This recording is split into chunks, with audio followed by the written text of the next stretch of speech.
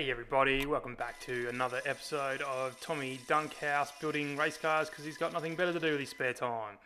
But yeah, we got a lot to do in this video, so thanks for watching and let's get into it. Let's have a look what's going on here. So in the last episode, we did a fair bit of cage work at the back and we're just finishing it off with the horizontal rear bar there. So you can see Tommy's just trying to sort out exactly how he wants to get that in there. Just finishing off some nice little last bits there with the grinder. Look at that, what a mad lad. So he's struggling to get that bar in because we've got those strut uprights tacked to the car. So we'll take those little bracing bars out. They were just there to hold it in place while we were doing the cage work.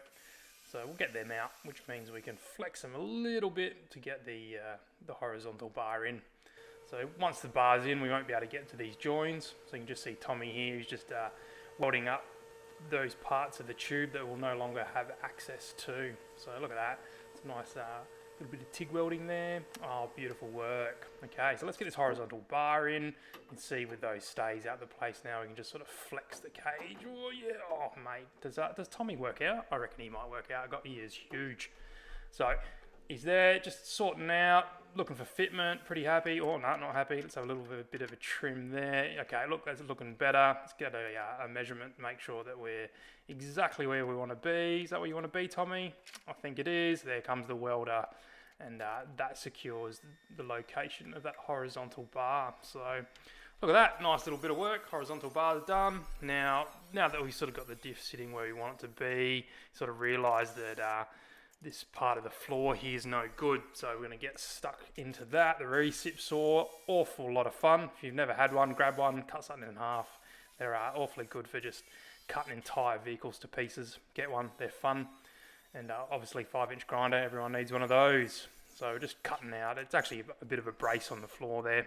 We're trying to keep it to see if we could keep a bit of strength in the back floor, but it had to go. So this is a tube bender. It's normally made for bending roll cages. And you can just see Tommy here doing a bit of a bend, and you will see in a minute what that is for. What is up, guys? Tommy Dunkhaus with ya. Nephew's been busy once again. Sound bending. Finito. Gone. No more. Did a good job. So all that's out. Let's have a look. So front to back, sound deadening gone. We are back down to raw steel. So lads did a good job. Good job. This is pretty common with your old Corollas. So this was all factory sound deadening. You'll start to get water leaks from places like your brakes. And this is where your steering goes through. This is where your brake pedal goes through, clutch pedal. You'll start to get moisture coming along here, gets in underneath your sound deadening, comes down, and then there's a seam here where the floor connects to the firewall. And that seam just grabs all the moisture and she rots away. So if you've got a Corolla, your floor's probably rusting right there. So we've caught it. This is a lot of surface rust, but we might need to dig into that seam and just make sure it's not cactus, because there's a good chance that will need to be cut out. While a couple of them was working on the sound deadening, we were putting in this bar here. So this is going to be a body mount for the panard rod. So currently the diff with the equal length 4 link is being controlled front to back and also up and down. You've got your 4 links doing all the hard work. Side to side movement, it can do whatever it wants at the moment, so we need to stop it from doing that. Panard rod. Let's just stop there. This is Tommy from the future. Don't listen to video Tommy. He has no idea what he's talking about. What he's forgotten to take into account is where the panard rod is mounted is the roll centre for the rear suspension. So by mounting it so high, he's just got it completely wrong. I'll at least let him finish his nice fabrication work that he's getting up to, but we will come back to this in a later episode. So keep a lookout for that video. All right, I'm going to head back to the future. Future Tommy, signing out. Make the diff mount side. And then a bar goes from the diff across and mounts to the body, and that's what holds the diff in the center of the car. And we've used these rose joints like we have with all the other links, which allows us to actually adjust that. So the diff's exactly center at the moment, But it's always nice to have that bit of adjustment, and you can get your wheels exactly right in the center of the car with the adjustable panard rod. So, diff mount, let's do it. Wow, did you guys hear that? Tommy from the future dropped in. That was ridiculous. Anyway, this is normal present day Tommy, just sort of talking you through what I'm getting up to here. So this was the diff mount that I decided to make. I think it was quite hurtful. My feelings have been hurt that future Tommy said that I don't know what I'm talking about, but perhaps he knows something that I don't. So anyway, this is the mount that I was making. Do a bit of a cardboard template. You guys have seen us do this before. It's just nice to make stuff out of cardboard because you can try lots of different ideas really easily without cutting and grinding 3mm steel using grinders. So I was pretty happy with that shape. Had a bit of a look at it. I'm like, oh yeah, that's pretty nice. And so I converted it over to steel with a texture and then simply cut it out. So that you can see I've cut them out, put them in place there. So I'm sort of measuring how wide these are to realise that these rose joints aren't going to fit with those bushes on the outside there. So that's a pretty simple thing to fix when you own a lathe. So this is a lathe. I'm going to chuck the bush in the lathe, and I'm just going to do what's called a facing cut. I'm going to machine a little part off of that there just to make it a little bit narrower. So I enjoy my lathe. It's a nice bit of machinery to have in the workshop tucked in the corner. Doesn't get used very often, but when you do use it, it's nice to have it there. So there we go, doing a facing cut. So I got the mount back there. I'm sort of tacking it into place on the diff. So if you've been watching other episodes, I've actually got the diff welded to the chassis rail so it can't move. So I've measured up how large my panard rod needs to be to go between those the body mount and the diff mount. So we're just cutting a bit of chrome ollie there.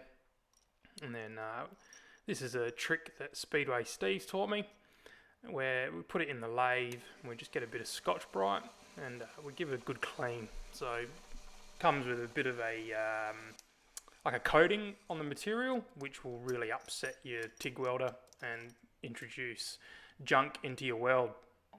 So here you can see just giving it a good old clean with some acetone, and I'll let Video Tommy explain what's going on from here. So this material here is chromoly. It's a much stronger steel. It's actually part of the alloy family. So I had to go buy this off a gentleman who I'm going to call Speedway Steve. Now Speedway Steve told me that cleanliness is paramount when welding chromoly. So we gave him a bit of a buff on the lathe to take off a slight coating that's on here to protect it after manufacture, and we'll clean it in acetone before we start welding.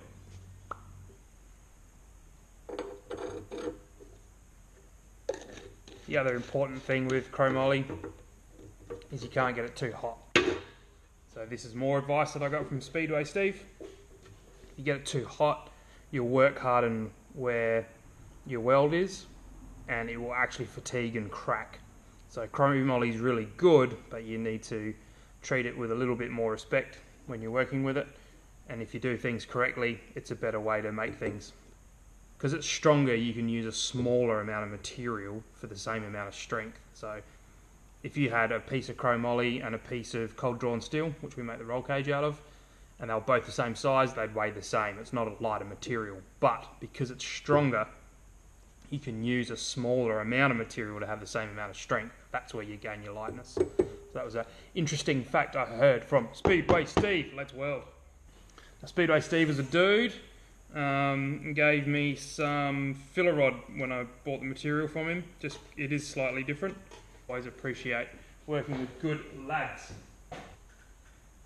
So Speedway Steve, if you're watching, absolutely appreciate it, mate. So we're pulse welding. Like I said, I don't want to get it too hot. I got the pulse weld set at 120. Now that's hotter than you would normally run if you were not pulse welding. But I might have a bit of a look at it. It might come up, it might go down. Let's get some tacks on.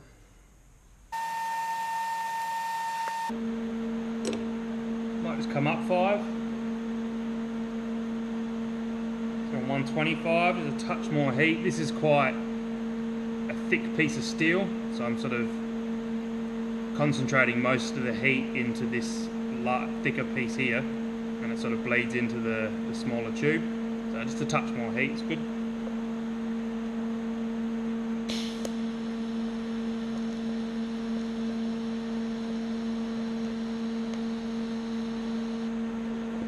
Happy with that.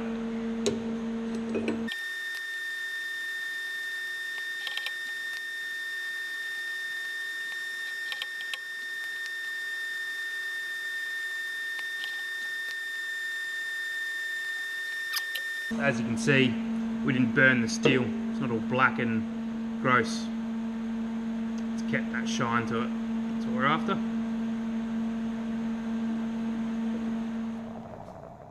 So with that weld completed, I'm going to head over here to the drill press. I'm going to drill a couple of holes into the side of the arm.